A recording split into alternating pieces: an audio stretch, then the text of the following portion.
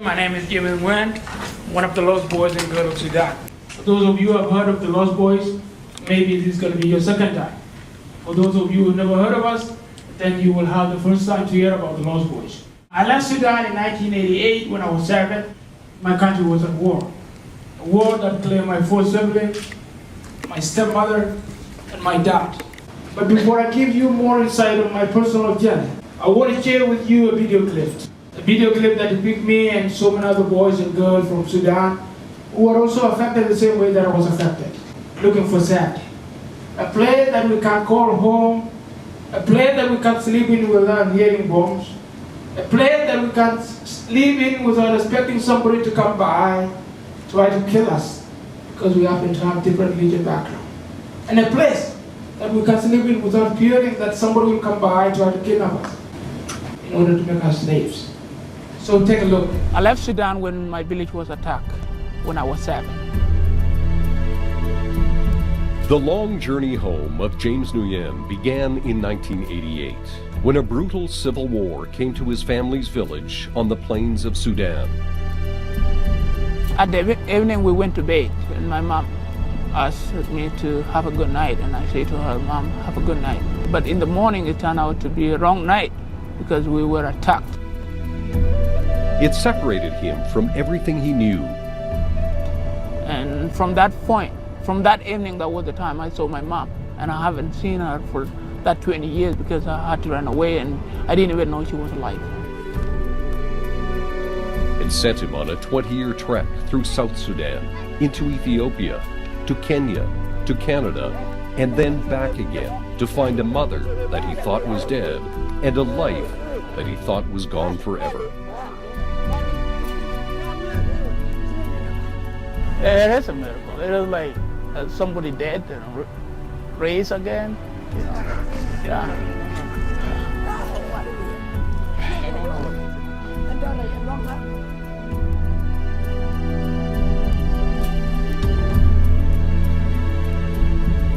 The civil war in South Sudan had been raging for 5 years by the time it reached James's village.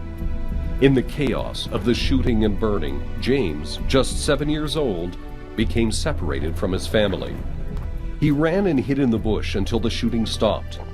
When he returned to the smoldering ruins of his family's home, his parents and siblings were gone.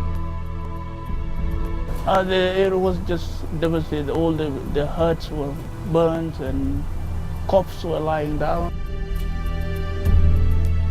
And I could not see them. They were nowhere. So I had to find a way to get out of there and head to Ethiopia. It was at that moment that James Nguen became one of the Lost Boys. In the desert, he met other children who'd lost their families, mostly boys, walking toward Ethiopia. They'd been told of a refugee camp there, told it would be safe. They walked for months with little to eat, sometimes going days without water, forced to drink their own urine or die of thirst. And many did. Some, too weak to take another step, simply lay down and told the others to go on without them. James helped to bury many of his friends. You see them like lying down, like sometimes they pass off, then you come and see them, and sometimes you see them while they were still alive, that they could not walk.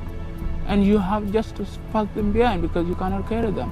You let them die, or while animals will come and eat them up while they were alive.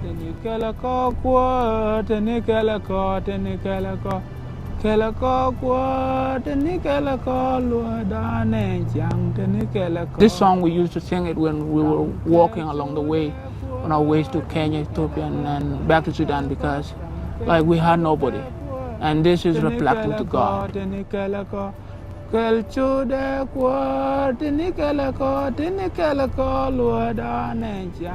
We had no parent beside us that wanted to care of us. The only person that we could rely to is God. So we were singing this song while we were walking, calling God upon to be with us.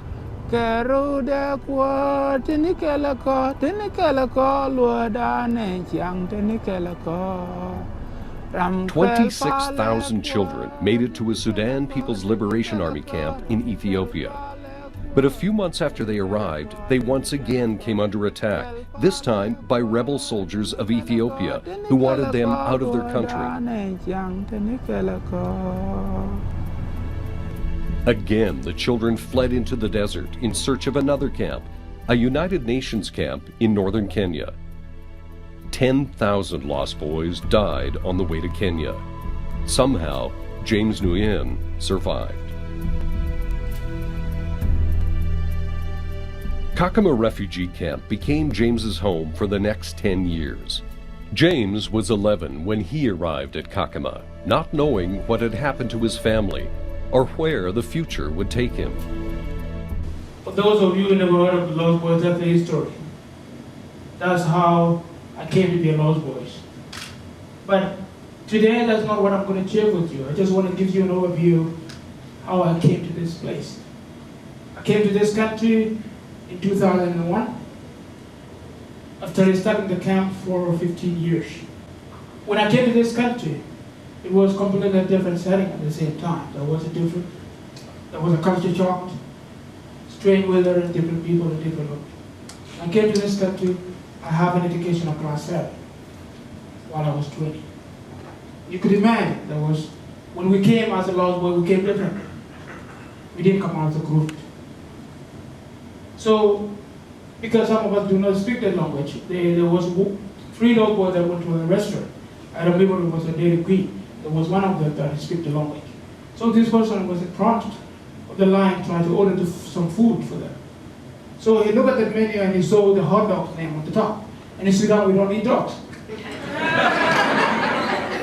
And so when he saw the hot name dog on the top, and he turned around and he said, "Oh man, these people eat dogs." And so they left. They left without eating any food. And you can imagine that, if you are immersed in a culture that you have no idea what to do, you mistake me. But that's not what I'm sharing with you today. But what I'm sharing with you is this story that is born out of human ignorance. When we were forced out of our village, it was just human ignorance. Guys, people that came and attacked our village came to attack us basically because they were told that we were enemies. And not just enemies, but enemies of God. And in my life, as I grow up today, I know if I'm told we are all created by God. And if I'm told that we are all created by God, there would be no way that we could be enemy to anyone, or we could be enemy to God.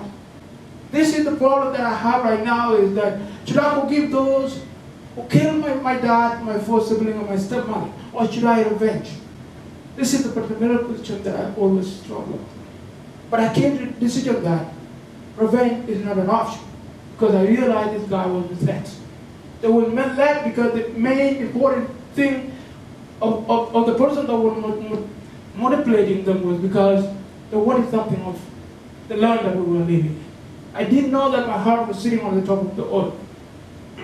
So the people that were manipulating this guy were looking for natural resources. Because this guy have no intellectual understanding to what they are doing or to what they are being told to do, they took the decision to kill us out of that. This is what I want to share with you. And another thing that I took the decision not to revenge is because I know each of us has a mother. When I revenge, I will hurt someone. Each of us has a mother. When their loved ones are hurt, they will always cry. But the fundamental question that we need to ask ourselves is that if we all know that each and every one of us has a mother and cries when the loved ones are hurt, or when they themselves are in pain, why are we killing ourselves? That's the fundamental question that I want to leave you with. But in my life, I was also, I lived in the refugee camp for 20 years, but when I came to this country, I wanted to go to school. But what I had in my mind was that I was being helped by somebody. I was being assisted by UN. I lived under that for 15 years. What I had in my mind, my bigger vision was to help, to give back to the community. That I feel as if I have a debt that I need to give back to the community. But that changed. When I went back to Sudan after 20 years while I was to meet my mother, what I saw was a completely different thing. After 20 years away without knowing whether she was alive or not, when I got there and met her finally, she was getting blind from a disease called trachoma. A simple disease that could be prevented with an access to clean water. Thing that we take for granted here in Canada. And so for that, I took a decision. It is fundamental that I need to do something. She's not the only one that suffered from a trachoma. There are many people that are suffering from that. And so for you and I, if I could stand before you today, try to make a difference, I believe that you can also make a difference, given to what I've come through. So thank you.